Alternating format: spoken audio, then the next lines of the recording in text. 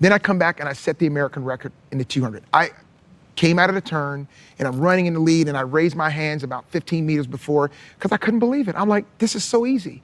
And I crossed the line that day and I said, God gave you something a lot more than everybody else. And I realized that I wasn't just this hardworking guy and everything. I realized it was more than that. And then you were on the cover of Sports Illustrated. What made Carl Lewis feel different on the Olympic stage? That was the question a lot of athletes struggled to answer clearly, even years after competing against him. They talked about his speed, of course. They talked about the gold medals, the long jump dominance, the relay teams, the perfect timing under pressure. But when former Olympians described Carl Lewis, the conversation usually drifted somewhere else. It drifted toward atmosphere, toward silence before finals, toward body language, toward the strange calmness he carried into moments that seemed to overwhelm everyone else. Some athletes looked nervous before Olympic races. Some looked emotional. Some looked desperate to prove something. Lewis rarely looked like any of those things, and over time that became part of the mystery around him. At the Los Angeles Olympics, he looked comfortable under global attention. In Seoul, under the most intense pressure of his career, he still appeared emotionally controlled. By Barcelona and Atlanta, younger athletes were no longer just racing against Carl Lewis, the sprinter or long jumper. They were walking into an Olympic environment that already seemed shaped by him. That was the pattern many champions kept coming back to. Not fear, not hype, control. So when the greatest Olympians of that era talked about Carl Lewis, what did they actually say? The difference between good and great usually is some work. You have to have some God-given speed. You have to have a big heart, and you have to be mentally ready, tough, and like I said, have the heart of a lion. When former rivals talked about Carl Lewis, the interesting part was not that they all admired him. Olympic champions admire greatness all the time. The interesting part was how similar their descriptions became once they started talking about pressure. Ben Johnson once admitted that Carl Lewis was always mentally prepared for the biggest stage. Even during the height of their rivalry, Johnson rarely described Lewis as emotional or reckless. The language surrounding Lewis was usually colder than that, more controlled, more calculated. And that same pattern kept appearing from athlete to athlete. Mike Powell, the man who broke Bob Beeman's legendary long jump world record in Tokyo, later described Lewis as someone who expected greatness before competition even started. Powell himself performed one of the greatest jumps in track and field history, yet many conversations afterwards still revolved around the psychological atmosphere Carl Lewis created during those major events. That was the strange part.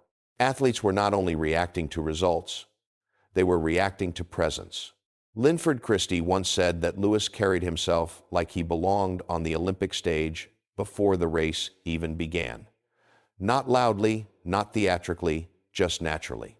Christie understood pressure better than almost anyone of that era. Yet even he spoke about Lewis as someone unusually comfortable inside those moments. Then there was Leroy Burrell, one of the fastest men in history and a teammate who saw Lewis up close for years. Burrell often talked about Lewis's consistency under pressure, not just physically, but emotionally. Training was one thing, Olympic finals were something else entirely. Lewis somehow looked calmer when the stakes became larger, and slowly, a pattern started repeating itself. Different rivals, different personalities, different events. But the same reaction.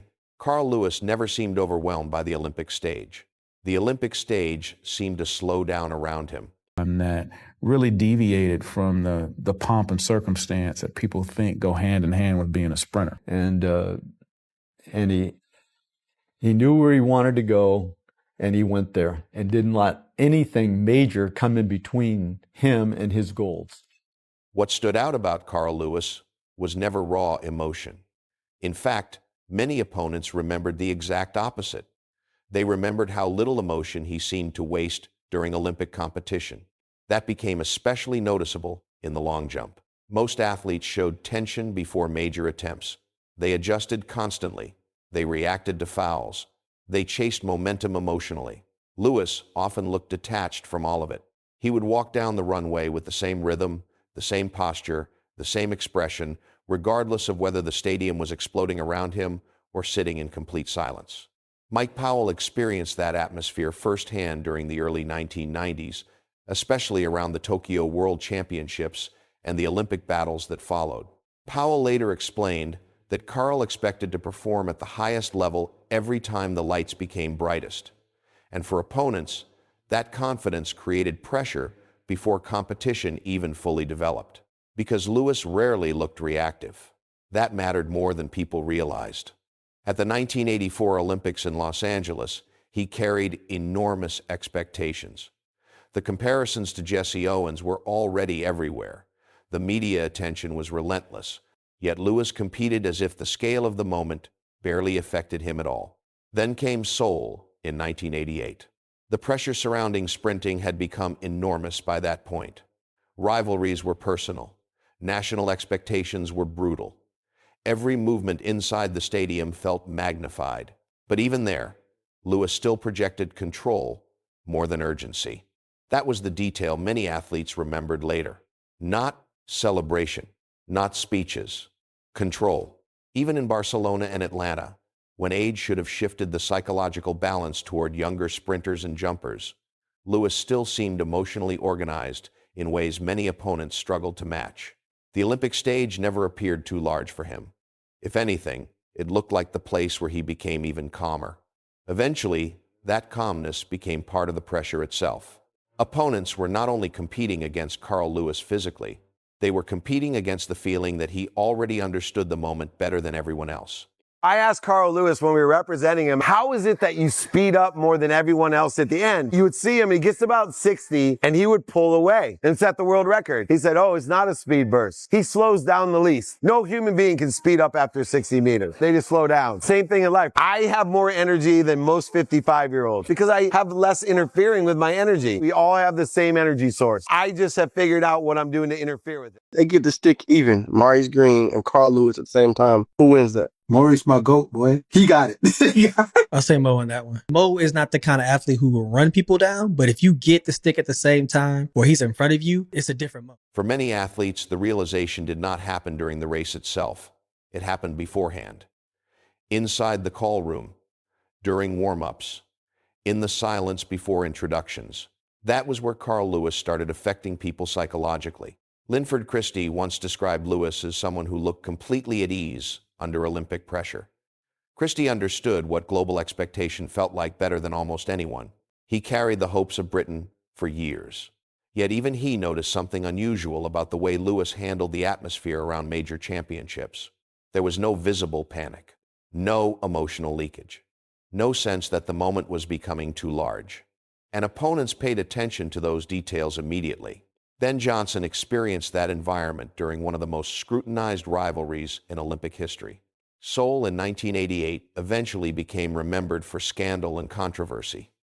But before any of that happened, athletes were already talking about the psychological tension surrounding those races. Lewis carried himself differently inside that pressure. Not louder, not more aggressive, just steadier. That steadiness mattered because sprinting at the Olympic level is emotional chaos disguised as control. Every athlete feels adrenaline.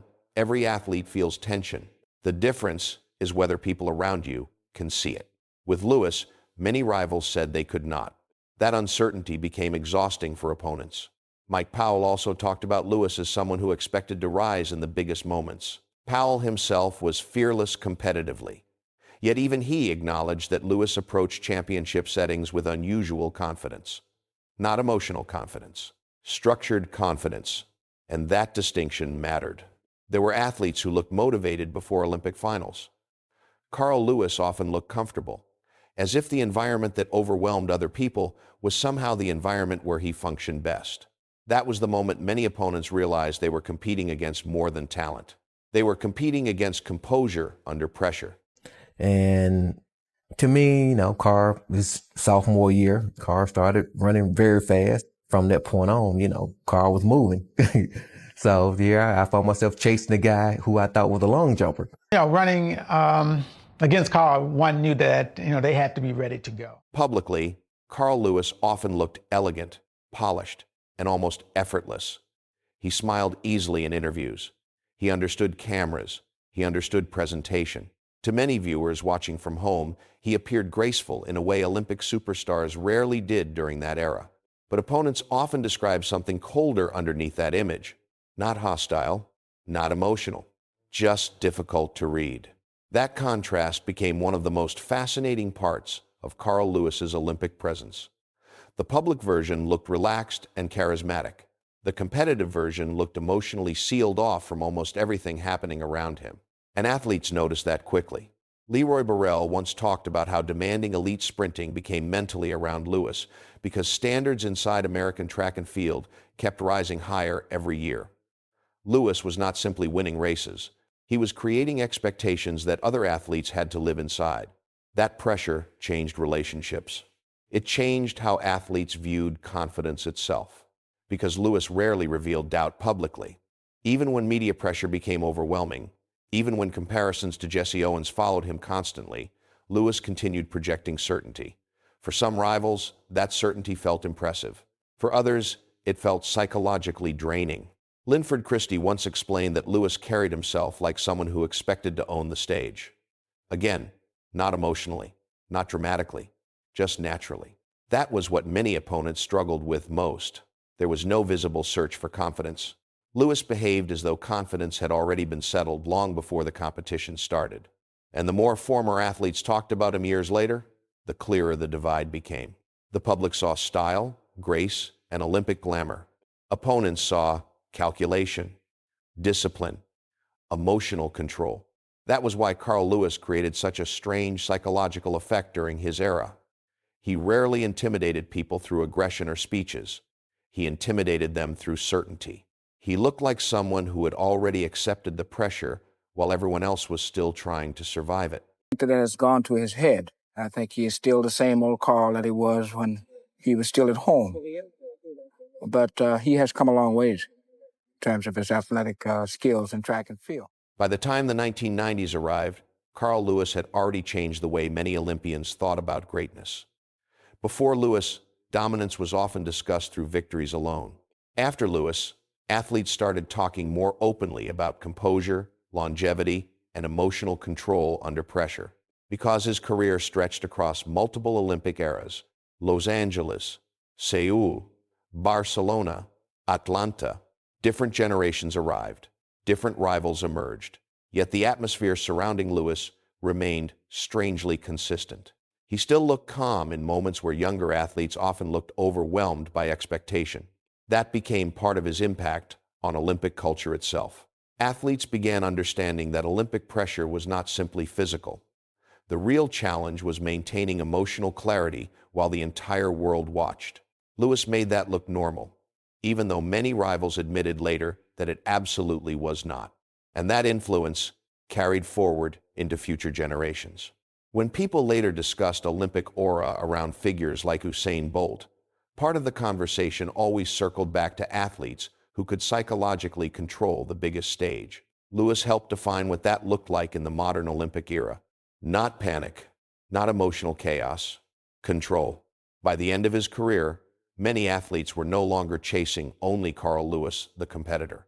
They were chasing the standard of calmness and certainty he brought into Olympic history. He done it and took care of his body and ate right and done the things he had to do to still compete. That's why he was an inspiration to me, because he was still giving some of these young guys the business. Years later, when former Olympians talked about Carl Lewis, the conversation almost never stayed focused on medals for very long. Gold medals explained success. They did not fully explain memory. What athletes remembered most was the feeling around him.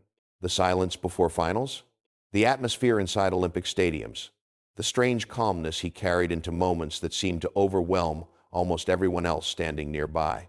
That was the detail repeated across generations. Not that Carl Lewis was unbeatable. History proved he was not. Not that every rival admired him equally. Some clearly did not. But even opponents who challenged him directly often described the same psychological experience once the Olympic pressure became real. He looked comfortable there, comfortable inside expectation, comfortable inside scrutiny, comfortable standing at the center of the Olympic stage while the rest of the world watched for mistakes. And maybe that is why so many champions still remember him differently. Because Olympic legends rarely measure greatness only through records or victories. They remember how certain athletes change the emotional atmosphere of competition itself. And Carl Lewis did that for an entire era. You don't measure him by medals. You measure him by how other champions remembered standing next to him.